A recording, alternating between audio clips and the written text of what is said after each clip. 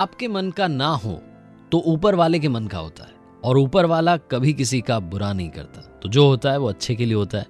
एक छोटी सी कहानी आपको सुनाने जा रहा हूं। आई एम श्योर आपने शायद ये कहानी सुनी हो, और अगर नहीं सुनी तो ये कहानी बड़ी शानदार है।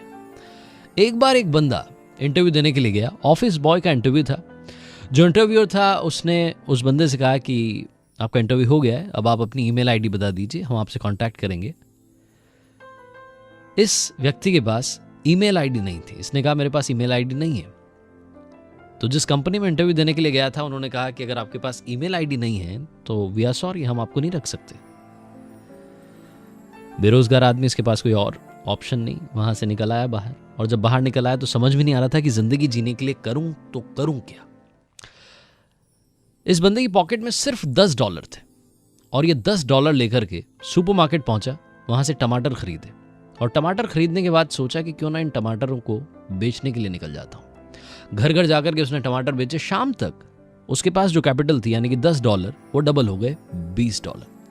उसे लगा कि ये भी तरीका सही है, जीने के लिए कोई और ऑप्शन मेरे पास है नहीं, कोई और नौकरी नहीं है, कर रहा हूं तो करूं क्या। तो अगले दिन 20 से 40, 40 से 80, 160, कैपिटल बढ़ती गई। धीरे धीरे धीरे लगभग साल भर में इस बंदे ने एक ट्रक खरीद लिया। फिर इसने एम्प्लॉय रख लिए, वो जाकर के सब्जियां बेचने लगे। 4 साल में इस बंदे का खुद का सुपरमार्केट हो गया। और 4 साल बाद इसके जहन में आया कि अब अच्छी खासी दुकान है, सुपरमार्केट है, इतने सारे लोग हैं, तो मुझे इंश्योरेंस करवाना चाहिए। इसने इंश्योरेंस कंपनी वाले कॉल किया और बुलाया कि आना भाई, मुझे भी इंश्योरेंस चाहिए। तो जो एजेंट था वो पहुंचा और बोला कि सर फॉर्मेलिटी कर लेते हैं, फॉर्म भर दीजिए, आपकी ईमेल आईडी बता दीजिए। और इस बंदे ने कहा कि अगर ईमेल आईडी होती तो आज मैं यहाँ नहीं होता। जिंदगी में कई बार हमें हार मिलती है, जिंदगी में कई बार हमें वो नहीं मिलता जो हम चाहते हैं, और तब हम सोचते हैं कि हमारे साथ कुछ भी अच्छा नहीं हो रहा। लेकिन शायद उस हार में कहीं आपकी जीत छुपी हो।